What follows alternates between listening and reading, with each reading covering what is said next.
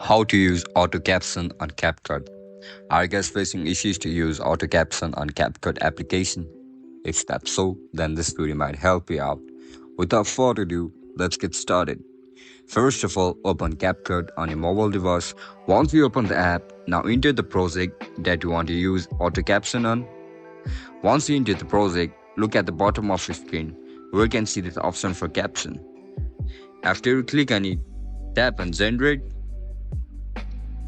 As soon as you click on generate, auto caption will be created on your video. notification.